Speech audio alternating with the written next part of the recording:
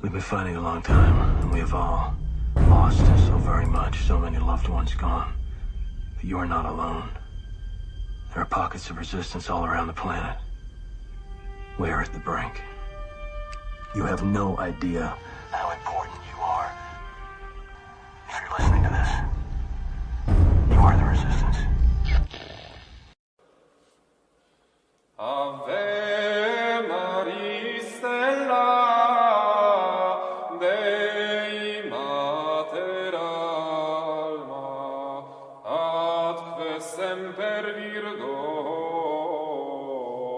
Felix Teli porta Sum mensi lodame Gabrieli sore fundados in pace mutans nomen enes. Hey, welcome everybody back. This is Steve with Dr. Alan Fimister on our series on the church councils.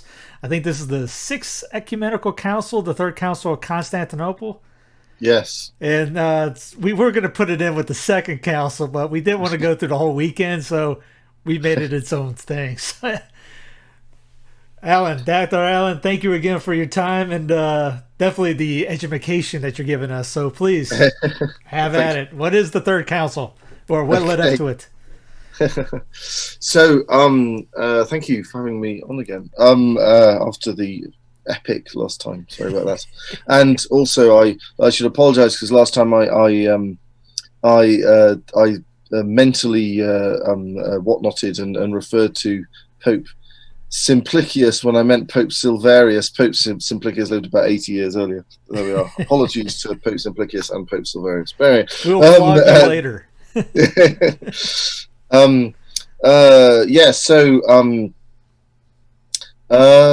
Third Constantinople. Well, so basically, Justinian, the emperor who was the star of the show last time, really, his bullying of Pope Vigilius into agreeing to condemning the 3 chapters that we talked about last time to try and reassure the Monophysites that the Catholics really do reject Nestorianism and we're not just joking, didn't work. Despite all the efforts and all that, so I don't wish to demoralize you about having listened for an hour and 40 minutes to the previous council, but it didn't convince the Monophysites. It might have done if it had happened a little bit earlier, but by the time it did happen, the Monophysites had set up their own parallel hierarchy about a little bit more than 10 years before that. So they'd now become a separate church, whereas. So all the way up until not long before the Second Council of Constantinople, the Monophysites had been fighting to get control of the church, and they thought of the Council of Chalcedon as being like one of these naughty fake Arian councils, or the way we think of the Second Council of Ephesus in the 5th century, and that they would get overthrown by some triumphant council that would fix it all. And they were imagining this future council being in the way we imagine Chalcedon as having fixed the problems created by the Second Council of Ephesus. They thought there was going to be some equivalent that was going to fix the problems they imagined had been created by Chalcedon. And so in a way, that's what Justinian was trying to give them in the Second Council of Constantinople without betraying Chalcedon. But for them, it had become such an obsession that Chalcedon was wrong, that unless Chalcedon was actually repudiated, they weren't gonna take it, and we could never do that. So although Justinian, again with very naughty methods that one cannot possibly approve of, brought it about that a Nestorian interpretation of Chalcedon was not possible anymore. He was unable to convince the Monophysites. For them, they'd already now were invested in their own line of bishops, and they put too much prestige into attacking Chalcedon, that anything which retained Chalcedon they weren't going to be able to cope with. So the problem was not solved. so that's the sort of ecclesiastical background. So by the time the problem which causes the need for Constantinople III in 680 to 681 arises from another attempted botched imperial solution to the problem of the Monophysites, right, which is going to occur sort of 50 odd years before Constantinople III, dominate the empire, for decades, and then have to be fixed by another ecumenical council. So that's the ecclesiastical background.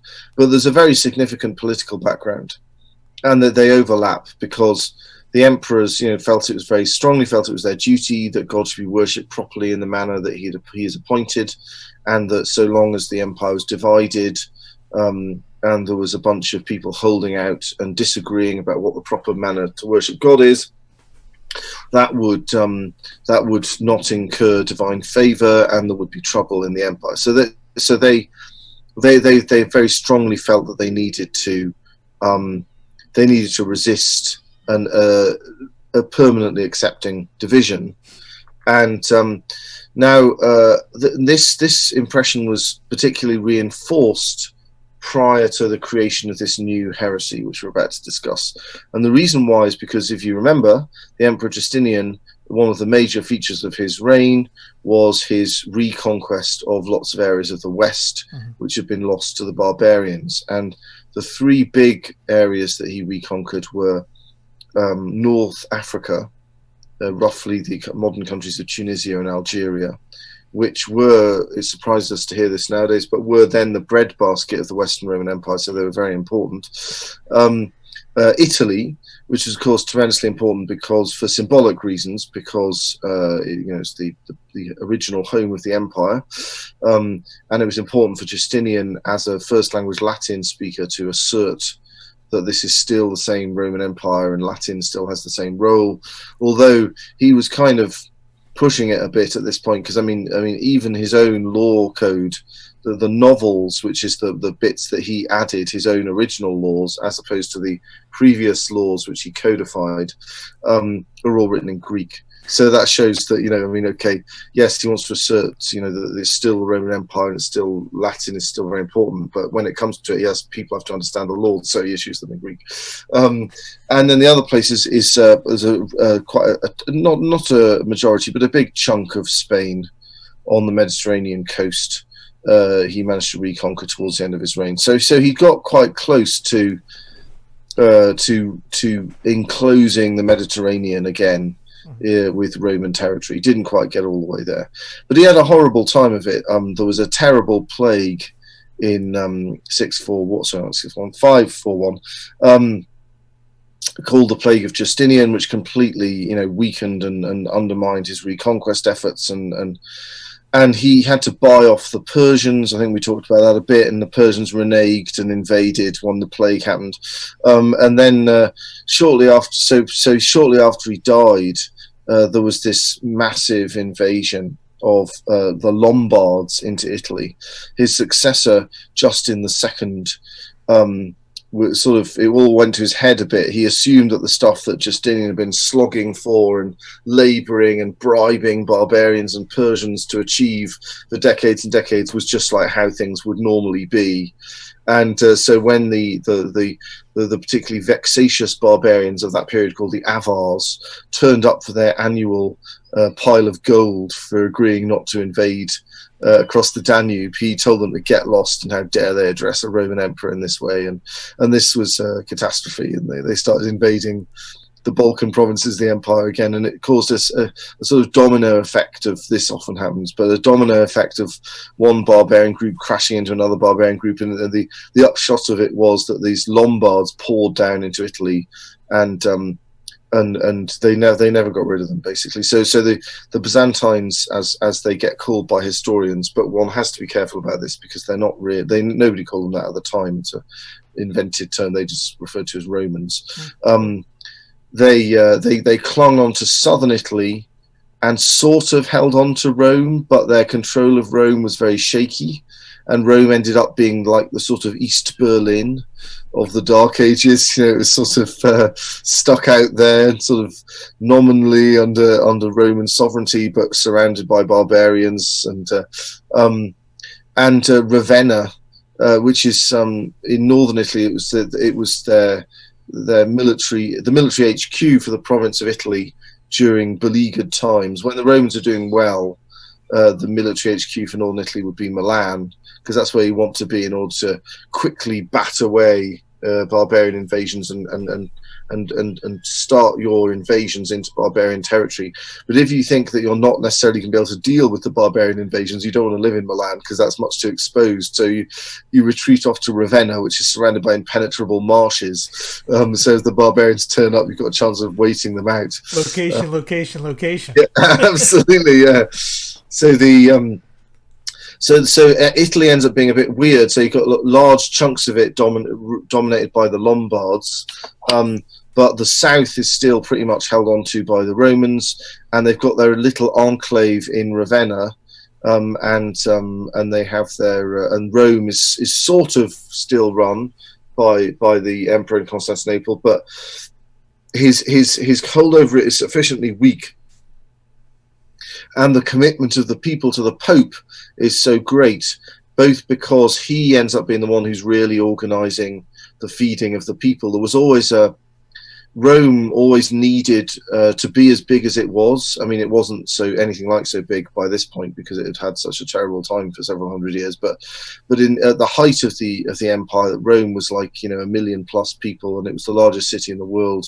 And that wasn't sustainable, as it were, without government intervention. So the population of Rome got free grain, which was in fact imported from North Africa, from the breadbasket of the Western Empire, and there were big government port at the port of Ostia to take it all in, and but that was the Roman government's ability to do those kind of things was very shaky by this point. So.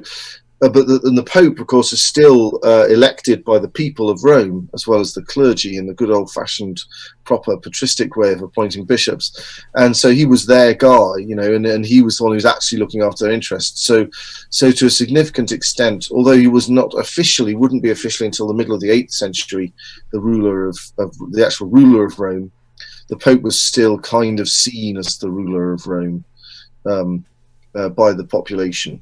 And this is going to come into some of these doctrinal questions that come into Constantinople III.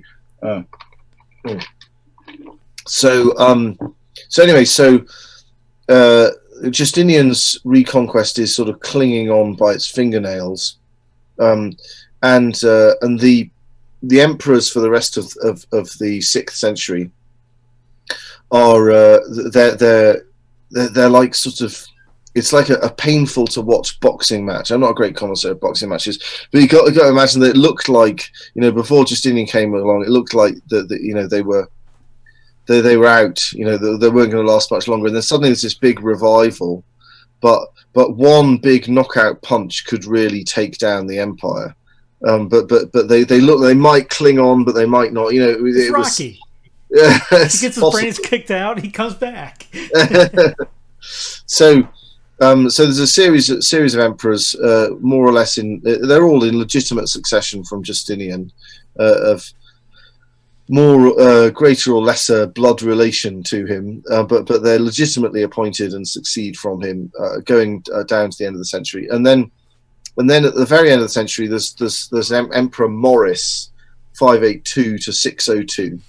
And he's quite an impressive guy. He doesn't have a lot of resources at his disposal, but he manages to win, and he's doing okay. And the problem is it's kind of paper thin. Any big reversal is not going to be easily dealt with. But he manages to secure the borders and keep things going and hold on to most of what Justinian had reconquered. There's still big problems in Italy, but I mean, and he one of his brilliant masterstrokes is that there's a Persian civil war, and there's sort of two candidates, one of whom's kind of the legitimate candidate. He's the sort of son of the previous Persian king, and the other one is the one who looks like he's going to win and is actually in control of the capital, and he offers quite a good deal to Maurice to just sort of perhaps arrange a little accident, because the legitimate one, Croesus II, has fled to the Roman Empire, and there's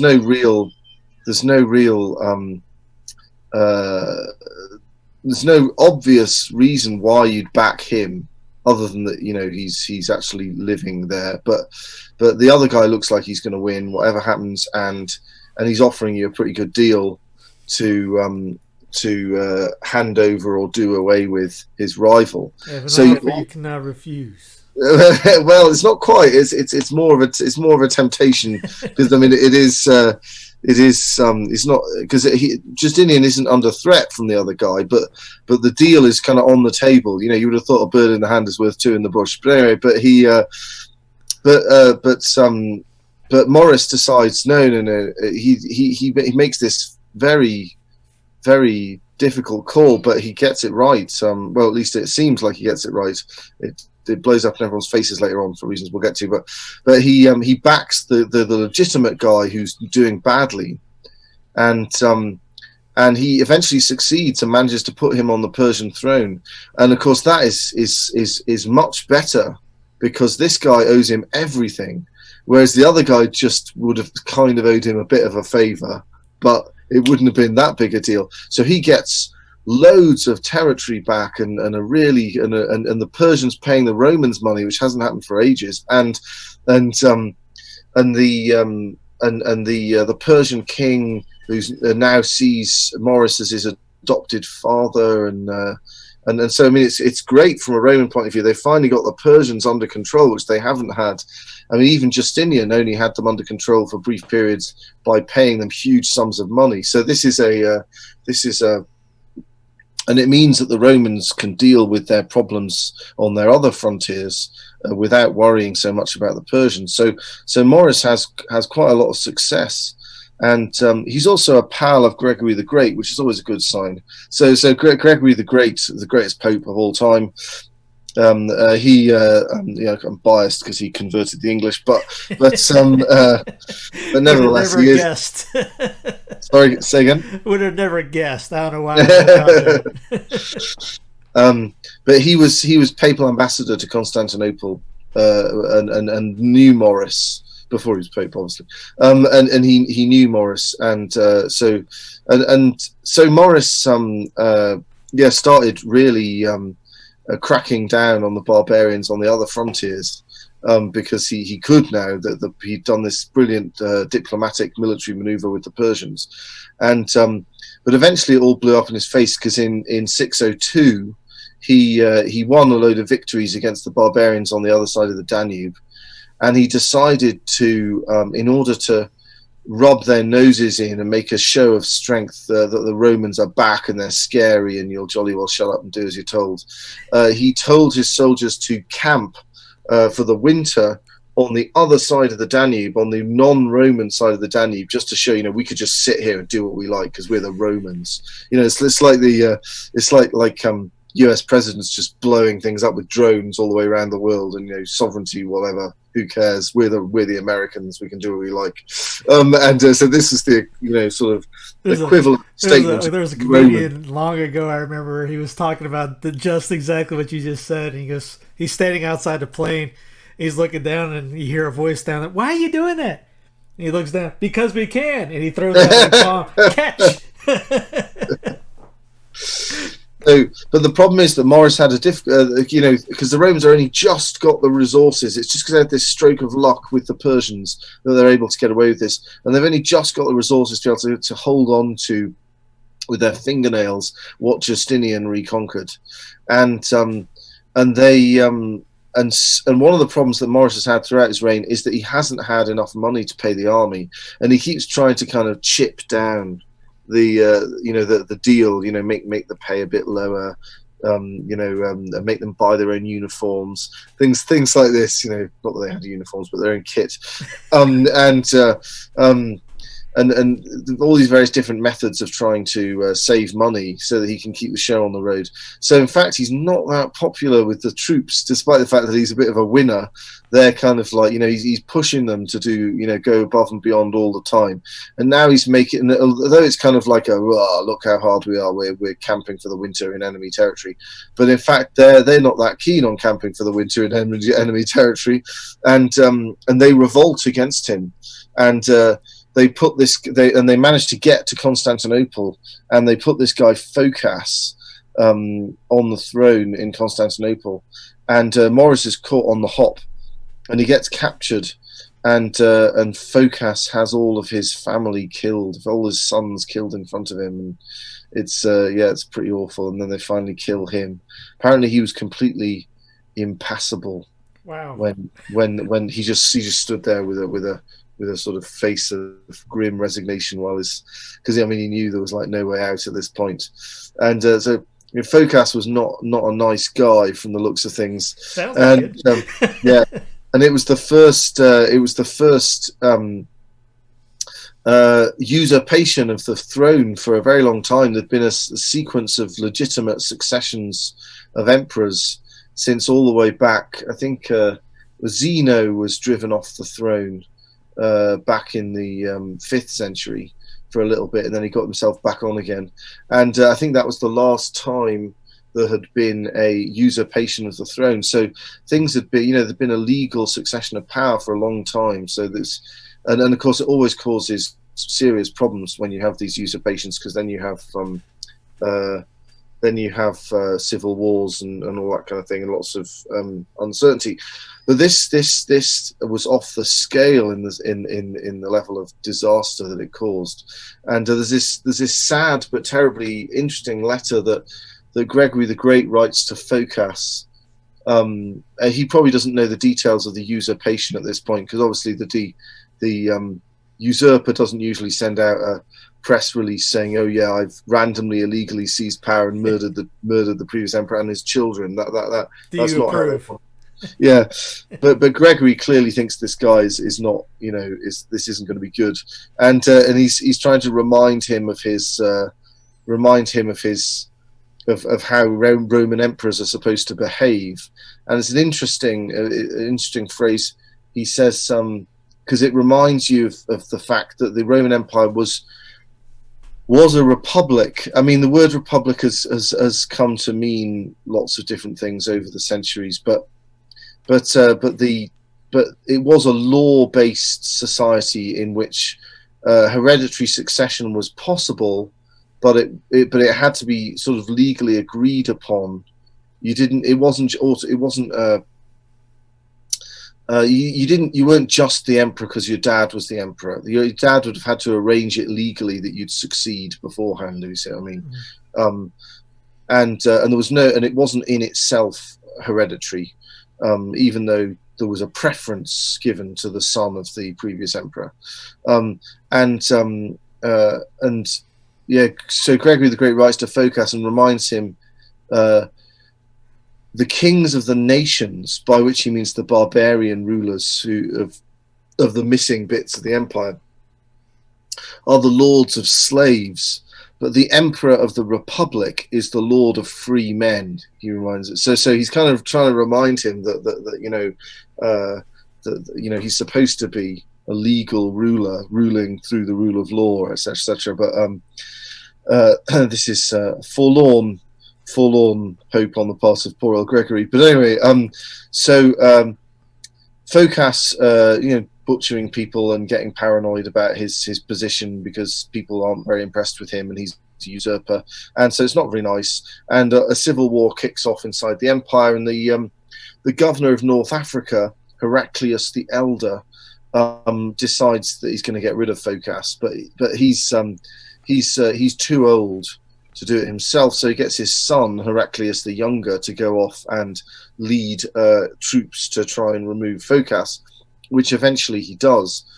So by the time by 610, Phocas is gone, and Heraclius the Younger is installed in Constantinople, and there's a new patriarch of Constantinople, Sergius, whose reign actually pretty much exactly coincides with that of the Emperor Heraclius, and he cooperates and crowns Heraclius as emperor. And Heraclius has kind of the most spectacular reign, really, of almost any Roman emperor. He reigns until 638, which is also the year that Sergius dies. But the problem is, it starts right from the beginning of his reign, which is that while the Persians had been curtailed and pacified by Maurice, Croesus, or Croesus, I don't know how you pronounce it. It's not, my Farsi isn't what it might be. Croesus II it's embarrassing for him that he's had to give away loads of territory to the Romans, and that he's paying them money, and he's supposed to be the adopted son of the emperor and all this kind of stuff.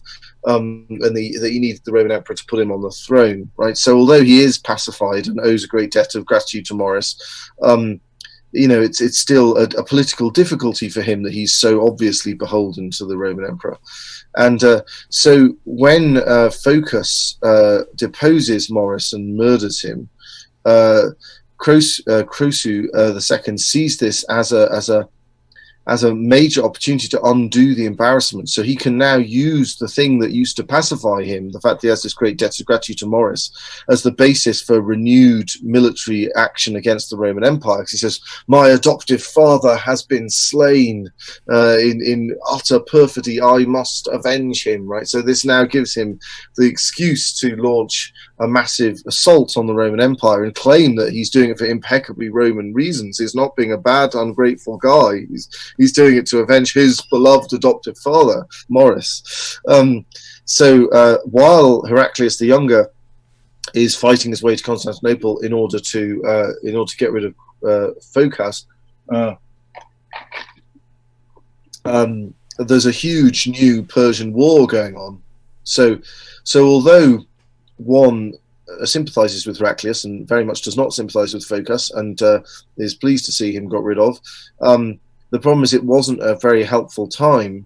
I mean, it could be that if Phocas had remained the emperor, then the Roman Empire would have just been finished anyway, but it was certainly greatly weakened by the fact that Phocas himself couldn't focus, no pun intended, on the invasion from the Persians, because he was having to deal with, and ultimately not dealing with, an insurrection from the favoured son of the governor of North Africa. So by the time Heraclius is installed in 610, the situation is very serious. And when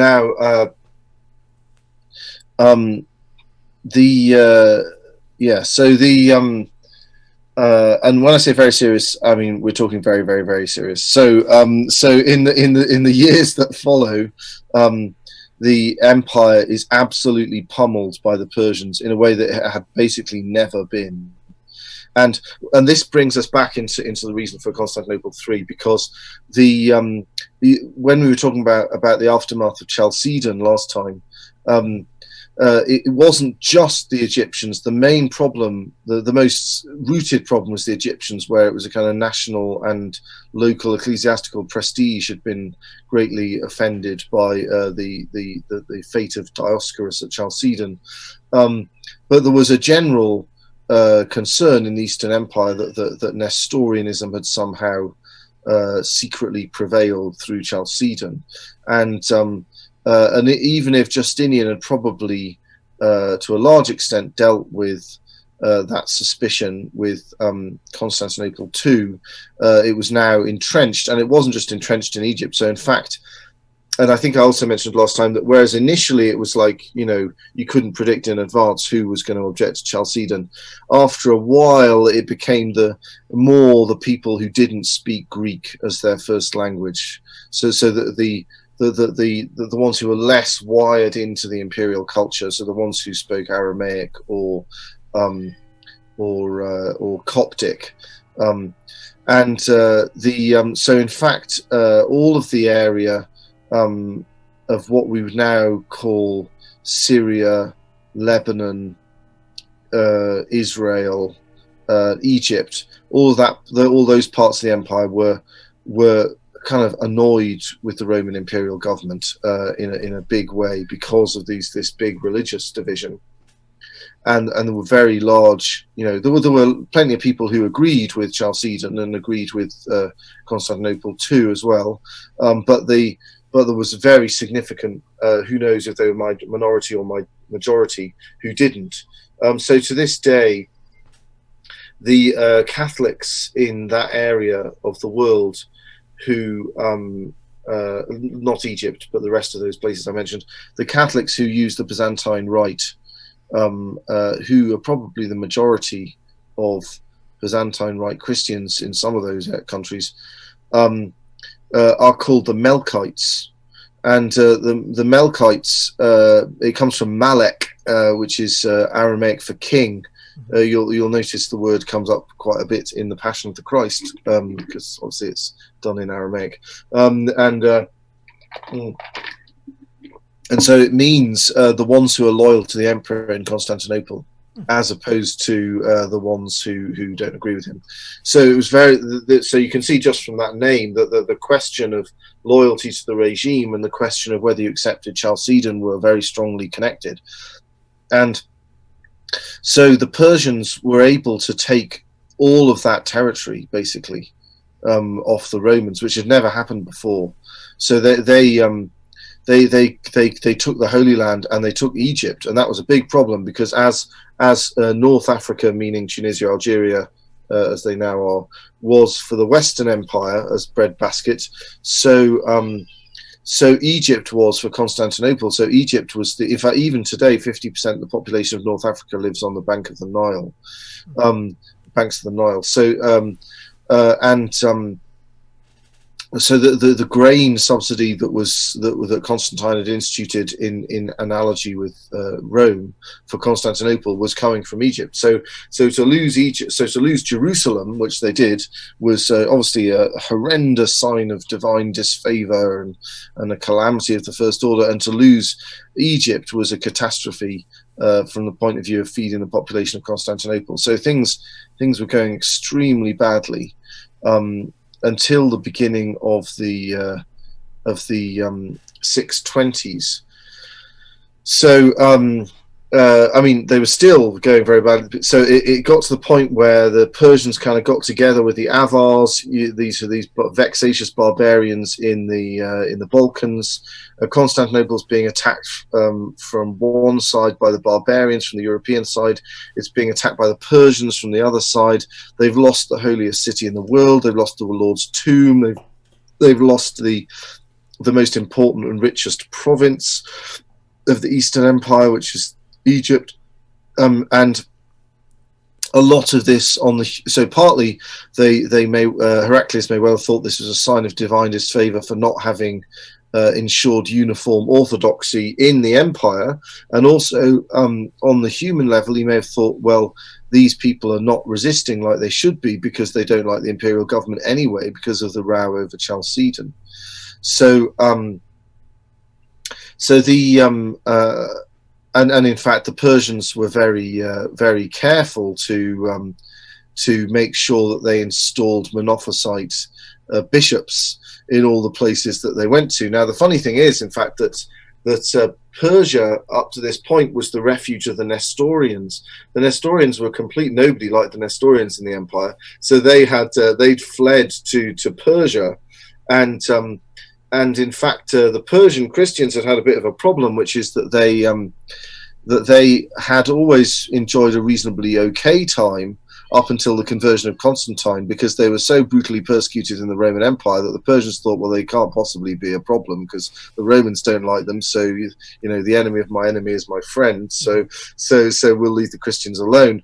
But then once Constantine converted in 312, and the Roman Empire more and more became the Christian Empire, the Persians looked more and more askance upon the Christians in the empire, in their empire, and so eventually, when and partly because the biggest cultural influence on Persia was the was Antiochene Christianity, the Patriarch of Antioch, and that had been, although there was a very significant bunch of Monophysites there, as we've been discussing. The Nestorian heresy was more associated with the theological tradition of Antioch than anywhere else, and so there was already a predisposition to fall into Nestorianism on the part of the Christians of the Persian Empire. There was an added temptation to take that side of the argument, because it meant that they could say, hey, look, we're not in communion with the Roman Christians, so we can't possibly be secret traitors and fifth columnists. So in fact, Persia was the center of Nestorianism. And when Croesus took the true cross, the relic of the true cross from Jerusalem, and brought it back to Ctesiphon, the Persian capital, the Nestorian Christians were all kind of, hey, we've got the true cross now, yay! But when the Persians were actually occupying those regions of the empire,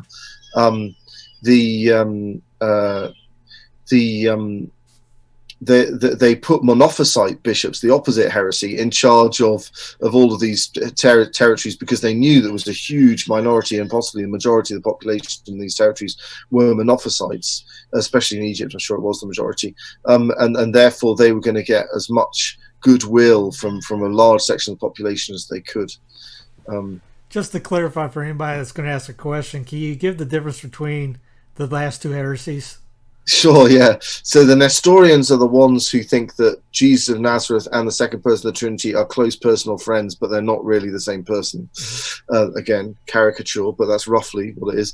Whereas the Monophysites think that the nature of Christ's human nature was just sort of absorbed into his divine nature. When Christ, the eternal Logos, assumed human nature, but then it didn't really survive being assumed. Again, that the Miaphysites, as they prefer to be called, would probably say that was a caricature as well, but it would take too long to go over exactly what all the nuances are. And the key thing with this dispute, of course, is that again it's asymmetrical, because the Chalcedonians, the Catholics, they think that really the quarrel with the Monophysites is a matter of words, whereas the Monophysites are convinced, partly because once you picked one of these fights and you kept it going for a long time, it becomes difficult to admit that it wasn't really necessary, because then you're kind of dissing your ancestors, so it becomes a bit of a problem. So they insist that it is a real substantial theological problem, whereas the Chalcedonians are kind of annoyed because they think that it isn't a real substantial problem, and now it's become more about nationalism and hard feelings and entrenched bitterness. And I was going to say something about that. Chalcedonians. Oh yes, that's right. I was in an Uber a few, about 6 months ago. I think 6 months, might be a bit longer ago. And the Uber driver was Ethiopian fellow, an Ethiopian Christian. Of course, Ethiopia, very ancient Christian territory. It's not clear exactly how long ago it became Christian, but of course we have the Ethiopian eunuch, who's a minister in the Ethiopian government in the Acts of the Apostles, converting to Christianity. And the Ethiopians have traditionally said that the Queen of Sheba was the ruler of Ethiopia, and so that there was a pre-existing Jewish monotheist tradition in Ethiopia, and then they converted to Christianity. And certainly in the time of Justinian, there was a very impressive Ethiopian ruler, Caleb of Aksum, the kingdom of Aksum, which was the Ethiopian regime in those days, was very impressive and quite extensive, and there were some very impressive ruins in Aksum there. And but their main, just like the Persian Christians, main source of Christianity was from Antioch, so that the main connection with the rest of the church that the Ethiopians had was down the Nile, because one of the sources of the Nile is in Ethiopia. In fact, there's a big row going on, I believe, at the moment between the Ethiopians and the Egyptians, because the Ethiopians are planning to build a big dam to to get all the nice silty Nile waters for themselves, and the Egyptians are freaking out. Yes, so but this Ethiopian Uber driver, because I was going to the seminary where I work, and he was an Ethiopian from the ancient Ethiopian church, which, because of its connections with Egypt, has been Monophysite for many hundreds of years, 1,000 and a bit, obviously. And he said, "Oh yeah, you lot, the Catholics, you're the ones who deny that Mary's the mother of God, aren't you?" And I was really taken aback by that, right? Because of course, I mean, we absolutely do not deny that Our Lady is the Mother of God, but from the Monophysite point of view, because they just don't accept that Chalcedon is not just Nestorianism. So for them, when we say that Mary is the Mother of God, we don't really mean it. As far as the Chalcedonian, as far as the Monophysites are concerned. So I was really impressed at the theological sophistication of the error implied in the statement by the still goes. Yeah, absolutely. Yeah. So anyway, yes. So the empire is in a terrible state. We're now at the beginning of the 620s. The empire is in a terrible state. It's lost, more than half of its remaining territory in the east. Constantinople is under severe threat,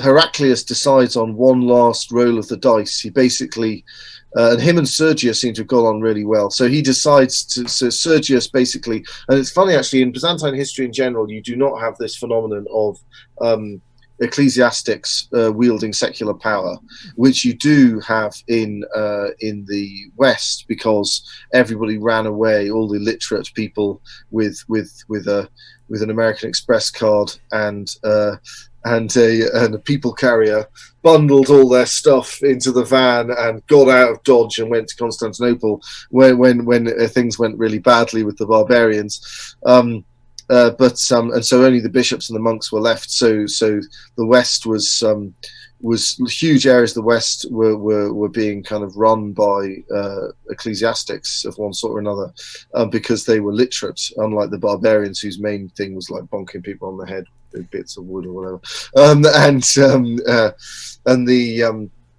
There's a very funny story about Clovis, the first king of the Franks, when he's converting to Christianity, and Saint Remigius of Reims is trying to instruct him for his baptism, and just gives you a sense of the kind of level of sophistication we're dealing with these barbarians, and he's trying to explain the doctrine of the atonement to him, and Clovis listens kind of, he's getting increasingly annoyed about what's happening, what the Romans and the Jews are doing to Christ, and then he hears about the resurrection and all that sort of stuff, and he's sort of thinking about it, and he says to Remigius, "If I had been there with my legions, he never would have been crucified." And Remigius is like, "Okay, let's start again from the beginning. Let's try this again." So obviously, Clovis and his similar friends were, they were good at maintaining order in a kind of basic sense, but they definitely needed a bit of help from the bishops when it came to running up the balance sheet and signing their name at the bottom of documents. So in the end, the bishops end up wielding considerable temporal power in the West, but in the East it generally didn't happen, except at this period. Heraclius actually has at one point the patriarch for quite a long time, the patriarch, the Melkite patriarch of Alexandria, be the governor of Egypt, because he doesn't have that many guys to go around and keeping Egypt under control and trying to maintain some kind of ecclesiastical peace are very overlapping questions. So this period often gets called the Byzantine Dark Ages, because it's really the lowest point for them in terms of I mean, not just the period we're talking about, but it extends for the rest of this century. Mm-hmm. It's the lowest point for them in terms of keeping things going. But Heraclius decides on this last throw of the dice. He puts Sergius in charge of Constantinople, the Patriarch, and he says, right, I'm off. I'm going to get all the remaining troops that I can scrape together from anywhere, and we're just going to ignore the fact that the entire empire is in flames. We've lost most of it, and I'm just going to march straight into Persia and try and take out their capital, because there's nothing else I can possibly do that could turn this round at this point.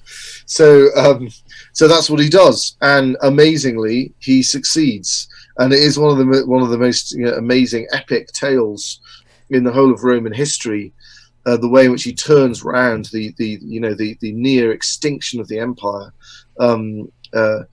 forever into the hands of the Persians. He turns it round into an absolute catastrophic defeat for the Persians. So Croesus II is deposed. Humiliating peace terms are conceded by the Persians.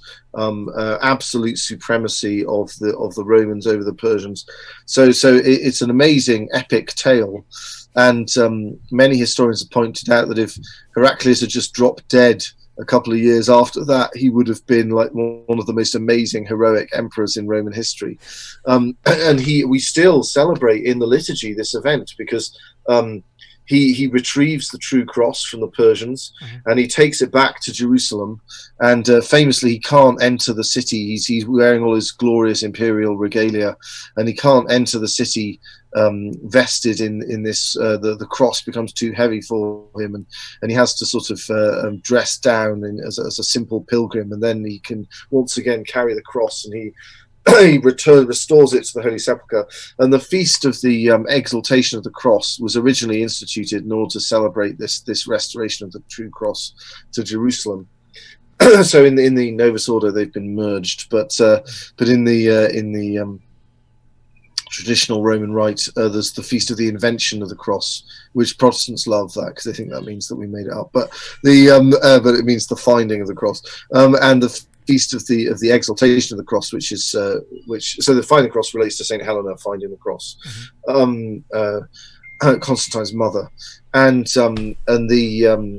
whereas the exaltation of the cross refers to the restoration of the cross to Jerusalem, but the funny thing is that they got mixed up. They got switched round. The two feasts ended up on the wrong days, the opposite days. But anyway, they were instituted nevertheless to commemorate this. So that sounds like big happy ending, but in fact, it's all going to go wrong. And the reason why it all goes wrong is because Heraclius, during his wars to roll back the Persians and restore the empire, he's very worried, obviously, about the role that Monophysitism has played in this terrible crisis.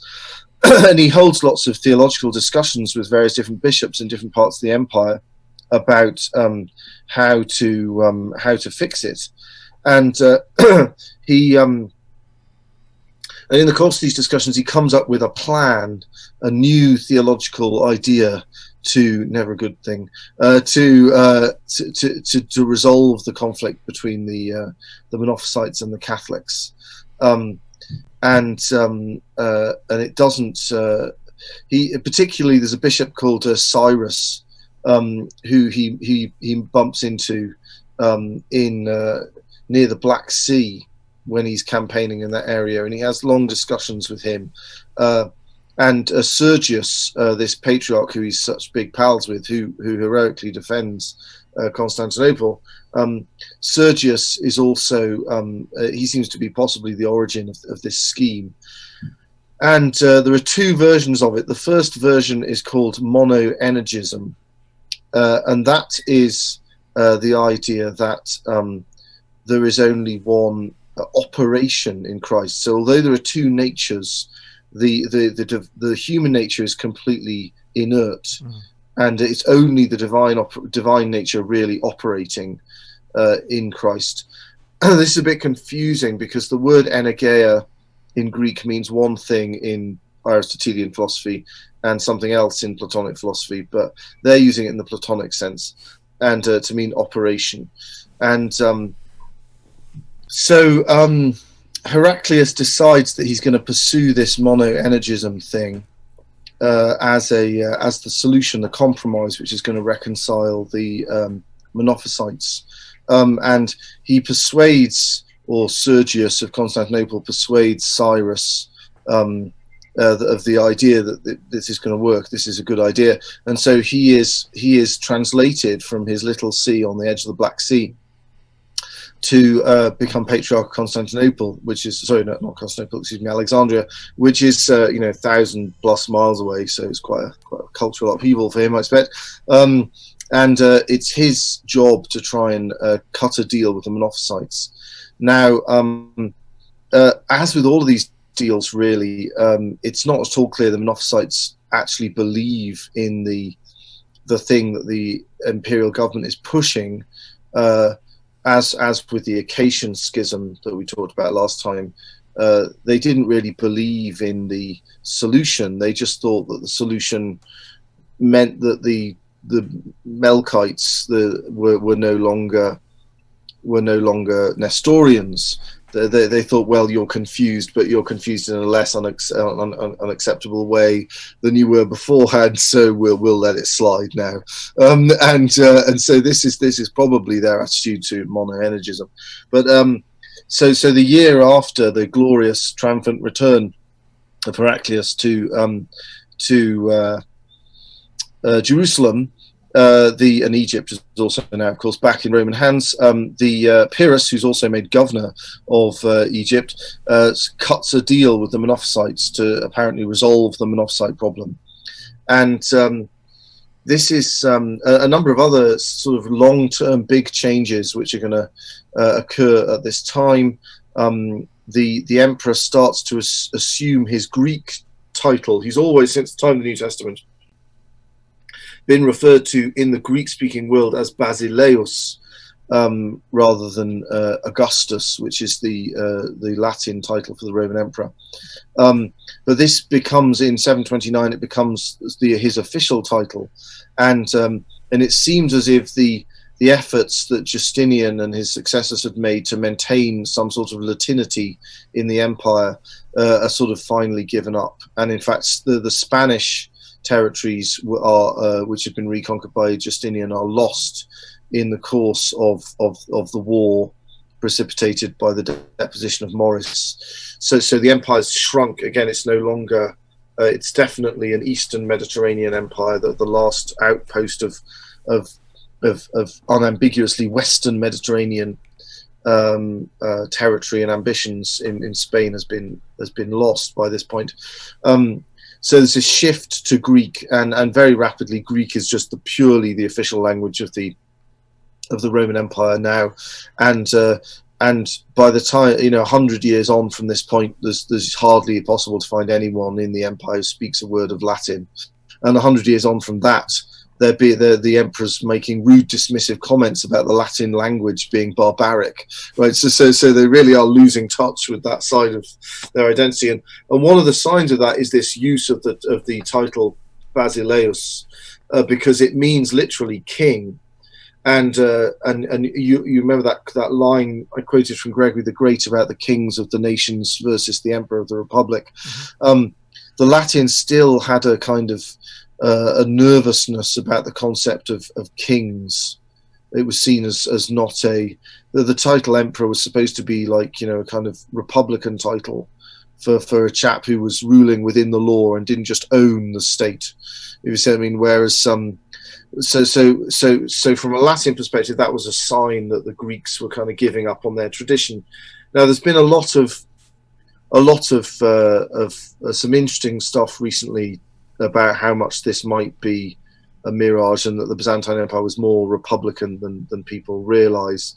And so I don't want to over egg it, but it does represent a significant cultural moment. And of course, in heartland of the empire also translates into less concern about the papacy. So that makes a big difference too. So they've got this compromise scheme cobbled together, the monoenergism, and but the big crisis really comes, and this is a crisis from the whole history of the church. There's no other instance quite like it. There are some things which are a little bit like it, but Sergius in Constantinople writes to the Pope Honorius, and Pope Honorius seems to have, and his predecessors at this point, although the monoenegism thing's been being cooked up in imperial circles for quite a while, they either have been turning a blind eye to it, or they don't really know about it. But at this point, it's got sufficiently official that the emperors need to decide what they're going to do about the Pope, and it's Sergius's job to try and sort this out. One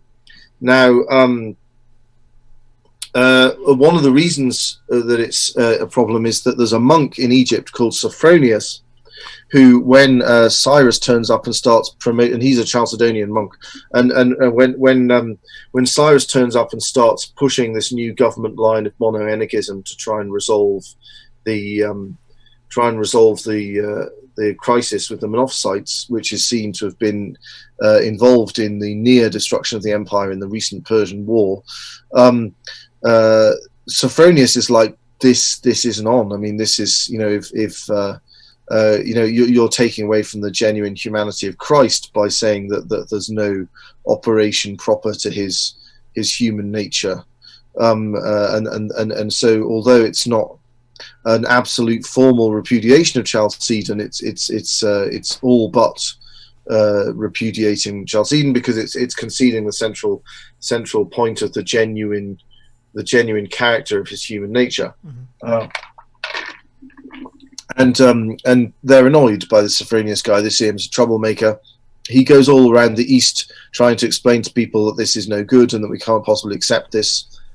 This is selling the pass, and he's so the government kind of decides that what they want to do is adopt a policy of making sure that monoenegism is on the table, that it's been accepted as a possible position, that it's kind of known that the government favors it, but then they'll just say, and now we're just not going to talk about it anymore, because we've squared the Monophysites. There's no need to have any further theological discussion on the thing. That's just going to cause more trouble. So they want Sophronius to shut up, and they kind of are putting a lot of pressure on him to shut up, and they're worried that the Pope is going to hear about Sophronius, and then Rome's going to denounce monoenegism, and it's going to cause another huge division. So that they kind of they look as if they're going to get him to shut up, and then he happens to go to Jerusalem, and they elect him Patriarch of Jerusalem. So at that point, all bets are off. So Sophronius is now Patriarch of Jerusalem, and in the letter announcing to Constantinople that he's been made Patriarch of Jerusalem, he says, and by the way, monoenegism is completely rubbish and is a wicked heresy and a betrayal of Chalcedon, and you can't tell me shut up now because I'm the Patriarch of Jerusalem. And so this is causing a panic in imperial circles, and so they need to get the Pope on board.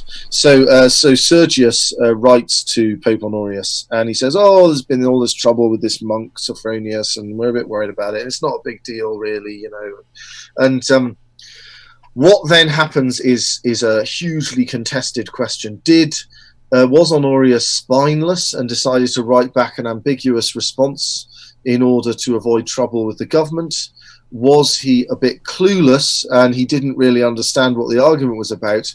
And if you read the letter that he wrote back, it's kind of, well, first of all, he's kind of like, Sergius is trying to push we really just don't need to talk about this kind of thing because it just causes trouble line, rather than the yay but not monoenegism line, because he thinks that's going to cause too many alarm bells. And he's clearly right, because Honorius writes back saying, "Oh, monoenegism, oh, yeah, terrible idea, stupid. We don't want to talk about that. No, that's terrible. Stupid expression, sounds very confusing and wrong." So from that part of the letter, that would be not good from Sergius's point of view. But they've been working on a plan B, which is to say that there's no human will in Christ, monothelitism. And on this point, Honorius either gets confused or he's deliberately ambiguous because he's not being very courageous. It's not clear.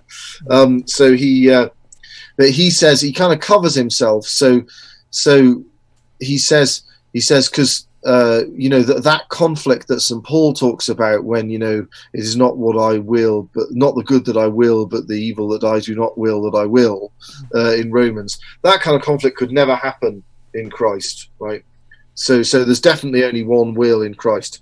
Now by saying that, he clearly means that there's morally only one will in Christ, right? He's not claiming that Christ has no concupiscible appetite, right? He's not claiming that physically Christ only has a divine will. He's saying that the divine will and the human will and the higher intellectual appetite, the will in the strict sense, and the lower sort of sensible appetite, will in the broader sense, are always in harmony in Christ. That's what he's saying, which is nothing to do with the question under discussion. But he uses the expression one will, and that's good enough for the government.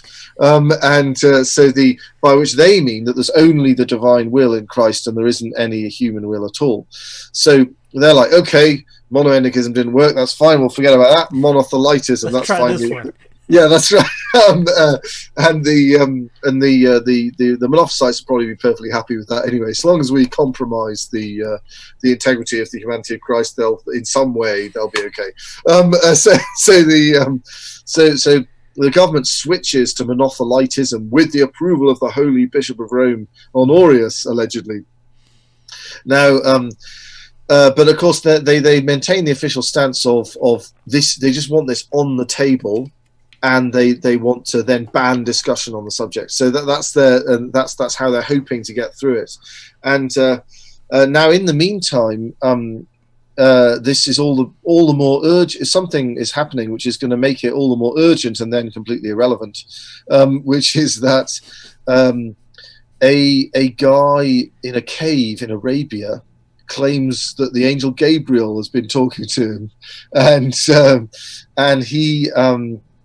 The angel Gabriel has been saying some very surprising things, really? Oh, okay. The Arabs, who hitherto have been completely not important, so the Arabs, like, they live in their big deserts with their goats, and they worship their idols, and they do whatever it is they do. And nobody really cares that much. And the Romans and the Persians are not interested in invading their territory because they don't want to own a load of desert. And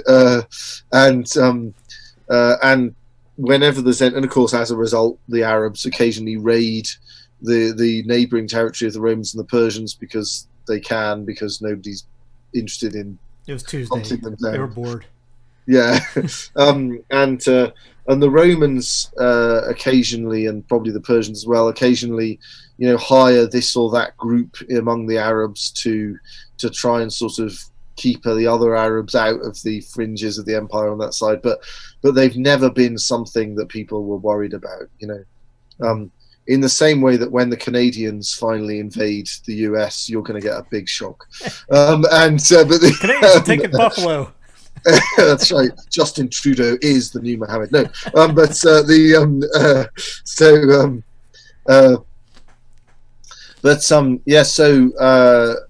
but in the meantime, while this massive war to the death, a totally exhausting war between the Persians and the Romans has been going on, Arabia has been being welded into a single military, ideological, civil unit by Muhammad.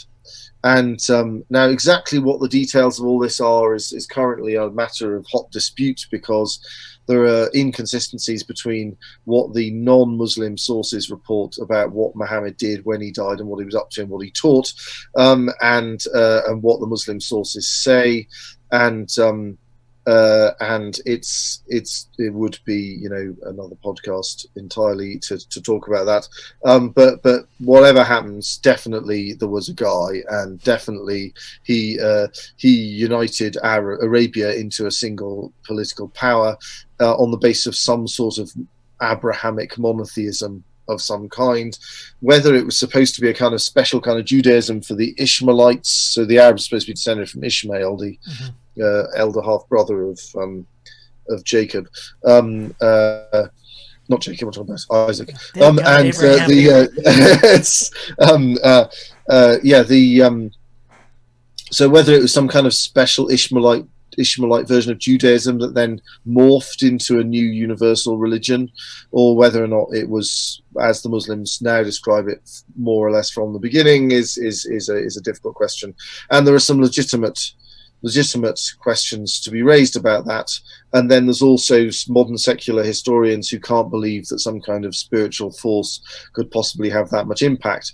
Obviously, the spirits that are involved in the spiritual force, from our point of view, are not the same spirits as the Muslims think are involved. But anyway, so it's there's a lot of different metaphysical assumptions involved in the different accounts of what happened on the part of secular historians, on the part of Christian historians, and on the part of Muslim historians. But anyway, who knows? But anyway, it was everyone can agree that Arabia was somehow united by a guy who said he was a prophet into a single political entity that was unexpectedly powerful, mostly because people just weren't expecting them to turn up, and because the Roman Empire and the Persian Empire was exhausted. And then suddenly these Arabs pour into both the Persian and the Roman empires, and everything that Heraclius has done to restore the empire is swept away. So Muhammad traditionally is said to, this is also disputed, but he's traditionally said to have died in 632. By the end of that decade, Jerusalem is once again out of the hands of the Romans and the Christians, and poor old Sophronius has to watch while Islam takes over Jerusalem. And so obviously, and again, the Arabs favour, or at least do not no longer impose any civil penalties on, because they couldn't care less about the difference between Monophysites and Chalcedonians.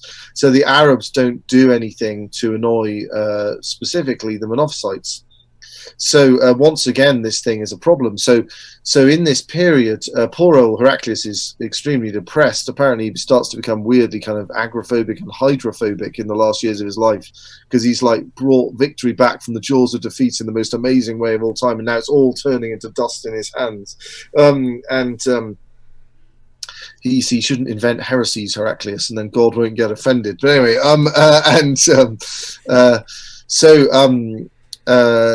so this makes it seem much, even more important that they have to fix the Monophysite problem.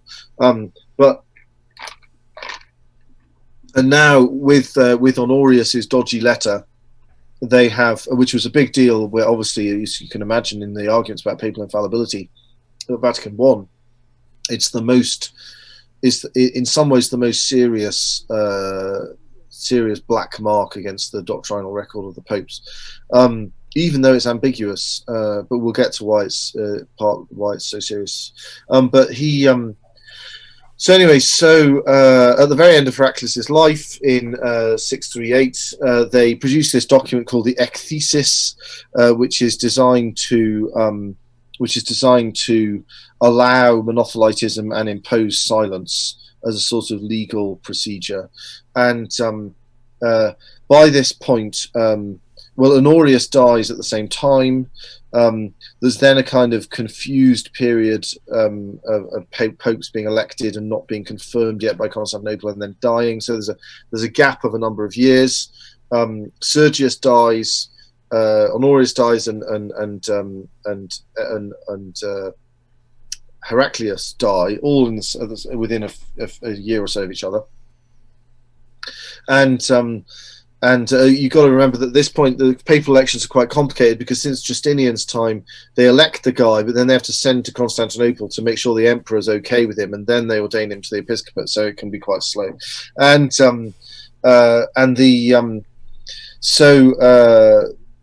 There's then also a succession crisis in Constantinople, which coincides with the confusion over the papacy, because there's lots of internal nasty politics in Heraclius's family, partly because he marries his niece, which is a bit dodgy, and she's not very popular. But anyway, it all ends up with the Emperor Constans II, as he's known. Although this is a bit of historical convenience, because he wasn't really called that; he was called Constantine the Bearded. But we'll ignore that. Everyone calls him Constans II. So the Emperor Constans II from 641 is thoroughly established as the emperor. And he, whereas his father, in the course of the succession crisis, had been looking as if he might dump the whole Monothelitism thing, and even Heraclius, just before he died, was kind of like saying to the popes, well, you know, I mean, I kind of signed up to this, but don't really understand it, and I don't want to cause any more trouble than we've already got. But for some reason, Constance II decides, no, this is it. This is the new line. This is what the emperor says, and you're going to accept it. And so Constance II, who reigns from 641 until 668, he is so quite a long reign. He becomes a real persecutor for Monothelitism, and basically it seems to be because he just objects to the idea of the Pope presuming to object to anything that the emperor comes up with, right? So he has what they call a Caesaro-papist view of the role of the Byzantine emperor. And in 648 he produces something called the Typos, which is imposing legally Monothelitism basically on the empire. And Rome is Rome again. Rome's reach is not great into the east, and they quietly forget about Honorius. Rome seems to have almost not even known about it, and you can understand why, because it was a letter from Honorius to the Patriarch of Constantinople. It wasn't trumpeted by Honorius, Honorius. And the letter itself, as we've discussed, is actually ambiguous. But the bishops of Rome are definitely not happy with Monothelitism, as now clearly expounded, and now that Constance II tries to impose it through this legal document, the Typos, the Pope Martin I, who is Pope from 649 until 655, he takes a strident traditional papal line to this. So the Typos appears in 648, and as soon as Martin I is Pope in 649, he summons the Lateran Synod, which is one of the most important councils held by the popes prior to the 11th century, when they start summoning their own ecumenical councils in the West. So there's more than 100 bishops from the whole of the Latin West are brought together to Rome, and they thoroughly denounce these Monothelite legal instruments, including, of course, the Typos, and Constance II is absolutely furious, and he commands the exarch, who's the kind of Byzantine governor in Ravenna, to go to Rome and arrest the Pope to stop him from doing this. So the exarch goes to Rome, and the synod is in full swing, and everybody is very strongly opposed to Monothelitism and very enthusiastic about the functions and role of the Pope. And the exarch is like, yeah, I'm not going to do this. I think I'm just going to leave this alone, and given that I'm going to get into big trouble with the emperor for not arresting the Pope, I might as well try and make myself emperor instead. So he tries to usurp but he doesn't work. He ends up dying. Did he come up with the plan at the pub? Yeah, that's right. Yeah, they arrive in Rome ready to arrest the Pope, and then they look around and think this isn't going to go down well. We could face a sticky end here. Yeah, let's go to the bar and rethink. I got the idea. Yeah, that's right. Stay with me on this. But it doesn't work out for him. He dies, but it puts off the attack on the Pope for the time being. But in 553, equipped with a new exarch who does what he's told, Constance II very dramatically has the exarch go into St. Peter's, grab the Pope, put him in chains in his own church, and drag him off physically, as humiliatingly as possible, to Constantinople. And Constance II does the kind of Henry VIII Elizabeth I trick, which is that he tries to dress up the theological quarrel as purely a matter of political obedience. So he says, well, there's not much evidence that you did very much to object to this previous exarch trying to usurp the throne from me. Therefore, you're clearly a traitor. And this has nothing to do with theology. We're arresting you for reasons of treason, which is, of course, rubbish. He didn't do anything to encourage the exarch or express any kind of support for him. But it's a clever way of, if you're trying to impose a shoddy theological compromise that you've invented on the back of an envelope for purely political reasons, whether it be Monothelitism or Anglicanism, one of your best strategies is to pretend that that your enemies are really just traitors and you're not attacking them for theological purposes. So they drag Martin I off to Constantinople. He's completely humiliated. They allow kind of baying crowds to throw filth at him, and he's sort of left there in chains in the streets and all this kind of stuff. And he's put on trial for heresy. Sorry, not heresy, excuse me, quite the contrary, put on trial for treason. The Patriarch of Constantinople, by the time this happens, is actually on his deathbed, and he's really miserable because so Constans II comes and tells him about it, and there's been a whole kerfuffle already because the previous Patriarch gets deposed for political reasons, called Pyrrhus. And he having been deposed, Pyrrhus goes off. He gets deposed for purely political reasons. This is before the Lateran Synod, and the emperor wants the Pope to recognise the new patriarch called Paul, and the Pope's not very on for this, but he does suspect this patriarch who supported Monothelitism of heresy. So he says, "Well, you send him to me, and I'll investigate him and see see how sound he is." And but in fact, this patriarch has gone off into exile into North Africa, where he meets this monk who's actually from Constantinople but lives in North Africa, Maximus the Confessor, as he will come to be known, who is a fierce opponent of Monothelitism and meets the deposed patriarch in public debate and convinces him of the error of his ways. So and to go to Rome and say sorry to the Pope. So by the time the deposed patriarch reaches Rome, he's actually a goodie again, and he's reconciled, and he goes back, and he gets back into Constantinople, but then he dies. But this Paul guy is now Patriarch of Constantinople by the time the arrest of Martin happens, but he's dying when Constans II comes to tell him that we've humiliated the Pope, we've dragged him through the streets in chains, and they're throwing dog muck at him in the streets and jeering at him, I've really got him on the run. And Paul says, but I'm dying here, I'm going to meet my maker in a few minutes, and you're giving me this, I'm going to have to explain this so he's not happy, and he clearly thinks, he's beginning to worry about having supported Monothelitism as well. So I've accepted a shoddy theological compromise for political reasons, and now apparently you're having crap thrown at the Pope in my diocese, and I'm going to die in a few seconds. Thanks. So then Martin I is taken off into exile, where he dies more or less of, probably of ill treatment in 555. So obviously Rome, the Latin West is a bit nervous. Constantine II, not a very nice man. Apparently, things are going very, very badly with the Arabs. Eventually, by the end of the century, they've lost the whole of North Africa as well. And the beginning of the following century, they lose they don't even own Spain, but the Visigoths, who control Spain, lose Spain to the Muslims. And by 732, the Muslims have reached the Loire River in France, where they're driven back by Charles Martel, the commander of the Franks. So I mean, it's kind of lots of military bad news, and Constans II seems to have been unpopular anyway.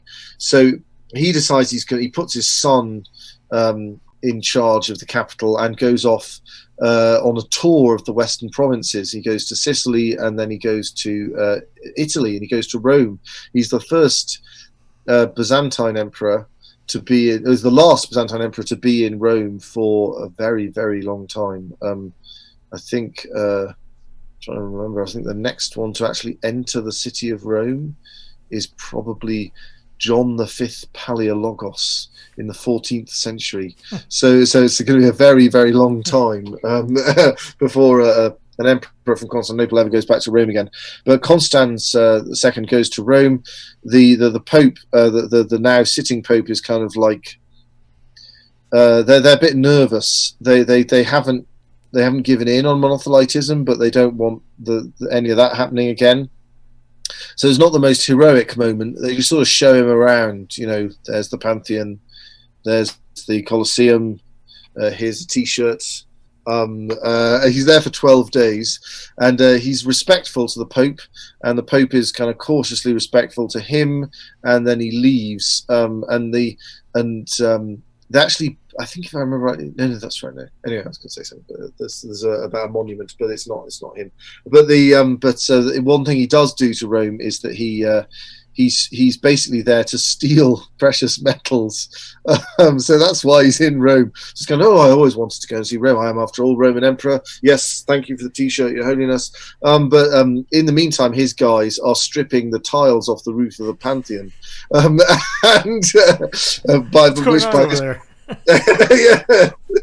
Which by this point has been turned into a church. It's turned into a church by the Pope immediately after Gregory the Great.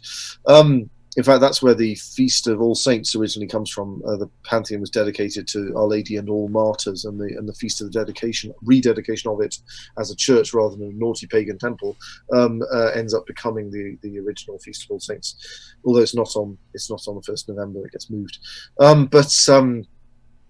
Yes, so he then goes back to Sicily, and there's some rumor that he's going to make Sicily the capital of the empire instead of Constantinople, and it may be that he died of natural causes, but it's often suspected that basically people were like, yeah, we're not having that. Look, this is our purpose-built capital. We're being mobbed by the Arabs, and we're not having you abandoning us in our hour of need. And so, look, here's a dodgy dish of whatever, and so he dies in Syracuse. And his son Constantine IV becomes the emperor. Now, by this point, Egypt and the Levant are all gone to the Muslims, and there's no prospect, foreseeably, in any time soon, of them being reconquered by the Byzantines. And so basically, the Monothelitism has now just become an albatross around the neck of the emperor, because it's no use. It just irritates people, because the first language Greek speakers weren't interested in Monophysitism so much by this point anyway, and the Latins hate it, so we've now got a wonderful compromise deal which is proving incredibly divisive, which is designed to reconcile a bunch of people who are being ruled by the Arabs anyway, so it's pointless now. So Constantine IV decides that this thing has to be solved. So he sends away to the then Pope Agatho, who becomes Pope in 678, and says, "Look, we're going to have to sort this out. Can you please send some delegates to Constantinople, and we're going to deal with this problem and end the schism." In fact, he doesn't actually write to Agatho; he writes to his predecessor. But by the time the letter arrives, the predecessor is dead, and Agatho has been elected. So this is again this time lag problem with imperial confirmation of papal elections, and it causes some confusion, because originally they think that in Constantinople that the Pope is refusing to answer the letter. How dare he? And they start getting all annoyed about it. But in the end, it gets sorted out, and they discover that it's because the Pope died in the meantime. And the Pope gets little local councils to be held all over the West to confirm what the West thinks on this question. And then he sends a bunch of delegates, for once with people who can speak both Greek and Latin included in the delegation. In fact, the Emperor Constantine IV is quite insistent, that there needs to be people who can actually speak Greek come, because we can't have this thing where the legate sits there wondering what the hell's going on, and then turns out to be a disaster after the event, as has happened in the past. So the delegates turn up, and he wasn't altogether clear in advance that this was going to be an ecumenical council. But anyway, it works out in the end, and they begin the Third Council of Constantinople, and it goes quite well. In fact, it's rather good-humoured. There aren't many councils so good-humoured. Council of Florence in the 15th century was quite good-humoured like this, but they actually sort of they discuss it all, and there's one of the Eastern Patriarchs is quite opposed to abandoning Monothelitism, but everybody else is kind of a bit fed up of it, and they get out all the texts from the fathers, and the Patriarch of Antioch, who is who's kind of trying to hold on to Monothelitism, he has his proof texts that are supposed to show that the fathers agreed with Monothelitism, but the Roman delegates and other opponents are like, this sounds a bit dodgy, and they check and they find that older manuscripts don't have the Monothelite passages in them, so it's been snuck in there, and they read out Agatho's statement on the subject, and they gratify him with a repetition of the Chalcedonian moment.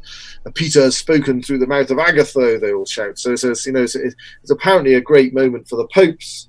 So it looks like it's just going to be another papal march of triumph. The popes have held on to the true faith, and the naughty Byzantines have gone off and invented some silly heresy for political reasons, but we kept firm, and now it's all being fixed. And but instead, somebody says, yeah, but we only came up with this because of that letter by Heraclius, and the Roman delegates like, what letter by Heraclius? Not Heraclius, excuse me, Honorius. So they get out Honorius's dodgy letter, and they look over it, and they're like, yeah, that's not great. Now they could have argued, and this is very interesting, they could have argued that it was just ambiguous. Mm-hmm. And when the Pope later on confirms the Acts of Constantinople III, he condemns Honorius in his confirmation, but the way he phrases it is that Honorius was negligent and allowed heresy to flourish when he shouldn't have done.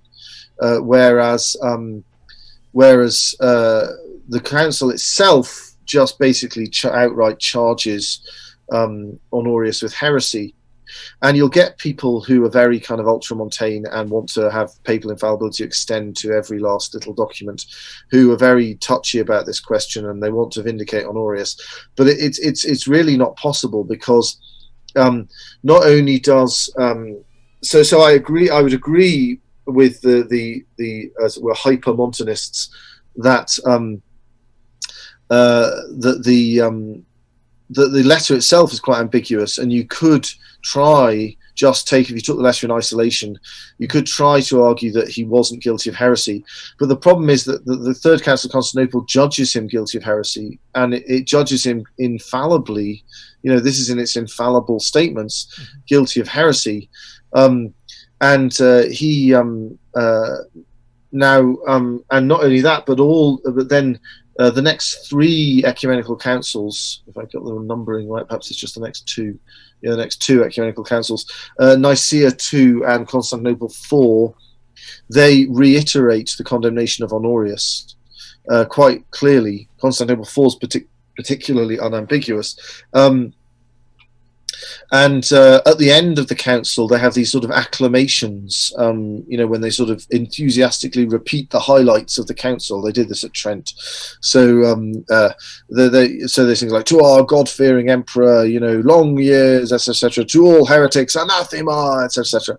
And in the course of these acclamations, they shout out, to the heretic Honorius, anathema! Right, so they both anathematize him in the council, but they also just call him the heretic Honorius in the acclamations and anathematize him at the end of the council. So, I mean, it's pretty clear that he's been judged by an infallible authority to have been guilty of heresy. So I mean, I don't, and in fact, for some centuries, popes and people voting in papal elections had to swear an oath that they anathematized Honorius prior to participating in the election. So really, to claim that he wasn't really guilty isn't really. I mean, as I say, you could make a case based on the letter on its own, but an ecumenical council has decided what it thinks of that letter, and clearly it must have thought that the letter was deliberately wishy-washy and ambiguous in order to possibly avoid trouble. But anyway, I mean, he allowed heresy to be propagated in order to avoid trouble, and I mean, you could argue that simply constitutes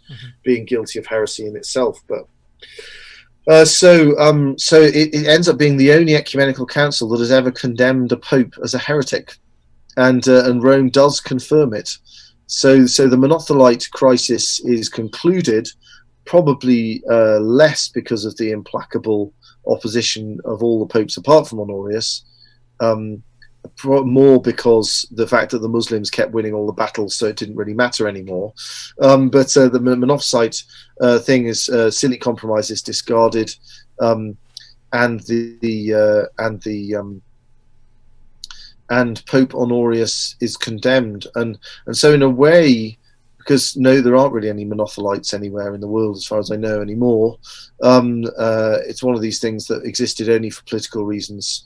People often say the Church of England would just cease to exist if it was disestablished, because there would be no opportunities to have tea with the Queen and things like that, so no one would be interested anymore in being an Anglican. They'd go off and follow actual conviction theological positions instead. So Monothelitism has evaporated.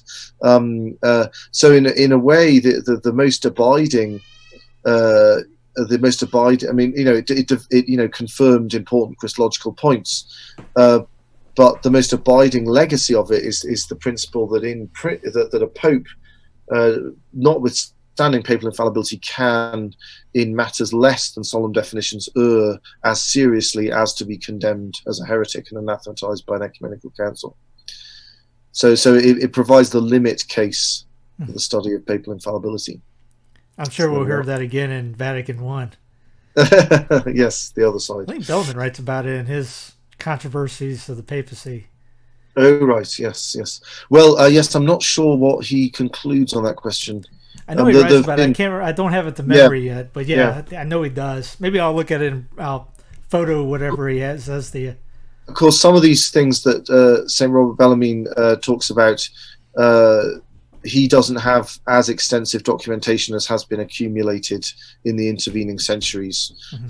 So Bellarmine can't always be held responsible for all of his conclusions on these questions because he doesn't.